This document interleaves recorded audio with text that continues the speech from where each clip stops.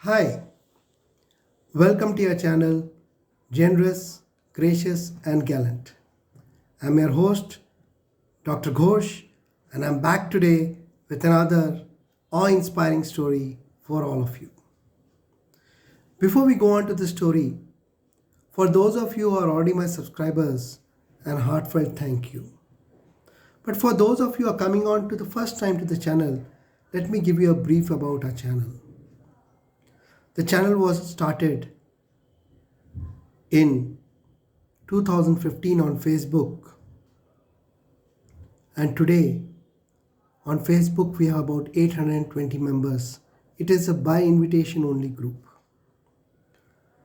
On WhatsApp we have an additional 120 members, and on YouTube, which we started in May 2020 in view of the ongoing COVID-19 pandemic, today we have about 290 subscribers. Why is this huge growth there on the channel Generous, Gracious, and Gallant? The reason is our mission is very clear. Our mission is to change the thought process and strengthen the moral fiber of the present and future generations. We do this by sharing daily inspiration with you and also sharing stories with you about mankind at its very best. Now, coming back to our story, the awe inspiring person I'm going to be speaking to you about today is an American who was born into slavery, went on to become a teacher, a principal, a superintendent of a school district, and she was the first ever African American principal in USA, the first ever superintendent of a school district in USA. Then she married at a much later stage in life to a missionary and took on that role with as much seriousness and served for 10 years in Africa as a missionary. All her life, she was an activist for women's education, women's suffrage, and women empowerment. A package of inspiration. Her name was Fanny Jackson Coppin.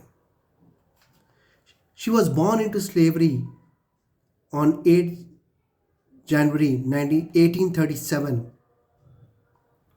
Her freedom was purchased by her auntie upon her attaining a tender age of 12 years. From a young age, Fanny was very passionate about education, and she used her wages, which she used to get as a servant while working for author George Henry Cabot, to hire a tutor to teach her for 3 hours in a week and guide her in her studies. Amazing, isn't it? For someone who's working as a servant, as a slave, to really engage someone to guide her in her studies for 3 hours in a week, use her wages to learn how to study. Tremendously motivated to gain education. Scholarship from African Methodist Church and support from her auntie helped her enroll into Oberlin College, Ohio, USA, which was one of the first colleges in USA to accept both black and white students.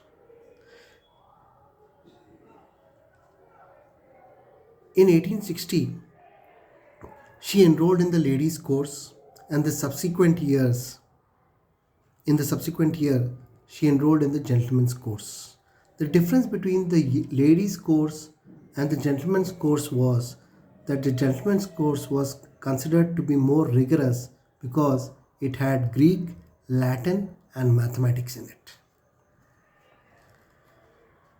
She said in her autobiography, the faculty did not forbid a woman to take the gentleman's course, but they did not advise it.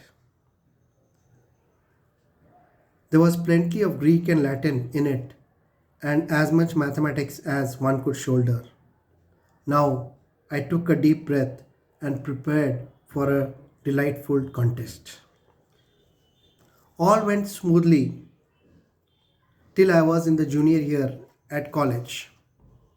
Then one day, a faculty sent for me an ominous request, and I was not slow in obeying it. It was a custom at Oberlin College that 40 students from junior and senior classes were employed to teach preparatory classes. As it was time now for the juniors to begin their work, the faculty informed me that it was their purpose to give me a class. But I was to distinctly understand that if the pupils rebelled against my teaching, they did not intend to enforce it. Fortunately, from my training at normal school and my own dear love of teaching, there was little surprise on the faces of some when they came into the class and saw the teacher. There was no signs of rebellion. The classes went on increasing in numbers until it had to be divided, and I was given both the divisions. One of the divisions ran up again, but the faculty decided that I had as much as I could do and it would not allow me to take on any further work. This clearly illustrates that she was very passionate not only about educating herself but also educating others, and she was very keen that education was the basis of her growth in life. She also recounts in her autobiography the tremendous pressure she felt as a black woman. She says she felt the entire weight of her race on her shoulders, and that is why she did worked extra hard, that she came out with flying colors. She did very well in Greek as well as mathematics. She qualified with her bachelor's degree and in 1865 became one of the three black women to have done so in USA, the other two being Mary Jane Patterson and Frances Josephine Norris. During her years as a student, she taught an evening course free in reading and writing for Afro Americans. This was in line with her passion and her thought process that education is the basis of all progress, especially for Afro Americans. She became the first black teacher in Oberlin Academy. 1865, she accepted a post at Philadelphia Institute of Colored Youth, teaching Greek, Latin, and mathematics. In 1869, she was appointed as the principal of the institute, the first African American woman to become a school principal in the USA. She spent 37 years there as a principal and undertook multiple improvements in the educational system. She was then promoted to a superintendent of the school district. Again, she became the first African American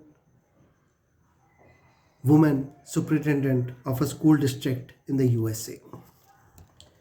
In 1881, she married Reverend Levi Jenkins Coppin, a missionary, and she became heavily involved with her husband in missionary work. And 1902, both went to South Africa. They spent 10 years in South Africa and founded the Bethel Institute, a school with self-help program, and then came back again to Philadelphia due to her failing health. In 1893, she was one of five African American women speakers at the World Congress of Representative Women, where she delivered a speech.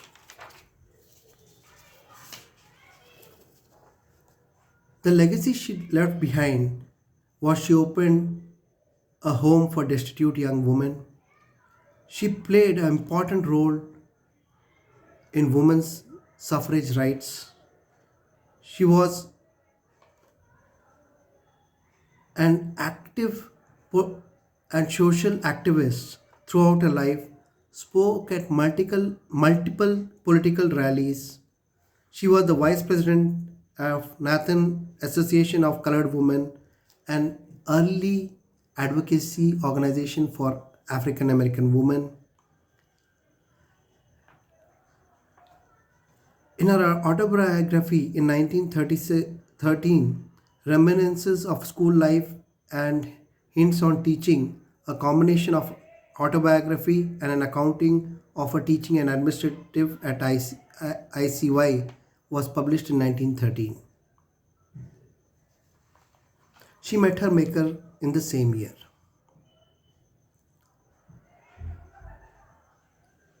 Friends, Fanny Jackson Coppin, born a slave, worked as a servant. While working as a servant, paid to have a tutor educate her, went on to being a student,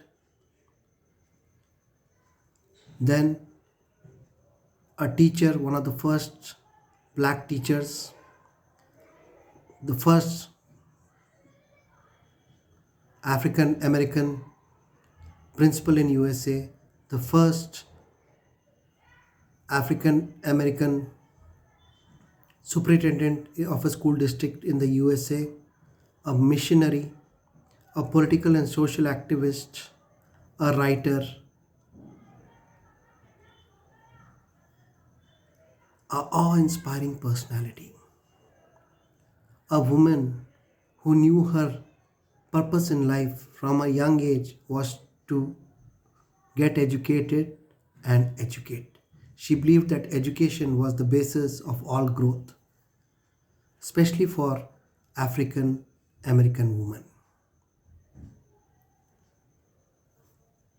Friends, I'm sure you like these awe inspiring stories which I bring for you on your channel, Generous, Gracious, and Gallant. I request you once again to subscribe to the channel. Also, like I have discussed multiple times earlier too, I am a firm proponent of the concept of difference to one. Not all of us can be Fanny Jackson Coppin, who have influenced lakhs of people in their life and have made a difference to lakhs of people. But all of us can stand up and be counted and make a difference to one person in our community. Mankind is facing one of its biggest battles right now against the infamous COVID-19 virus. And it requires all of us, those of us who are relatively lesser affected compared to the lakhs of people who have lost their lives, livelihoods, that we stand up and make a difference to someone in our community who needs help. Let's make a difference to that one person in our community. That itself will make a difference to our battle against the infamous COVID-19 virus. While you go about making this difference, I also request you that you follow all the social distancing norms, wear a mask, and avoid going to crowded places. Because one of the things that mankind requires is that you stay safe first. You can only help others when you are safe. If you are safe, you can help others. So always wear a mask, maintain social distancing, follow government norms, and make a difference to someone in your community. Friends, till we meet again with another awe inspiring story, stay safe and good luck and all the best.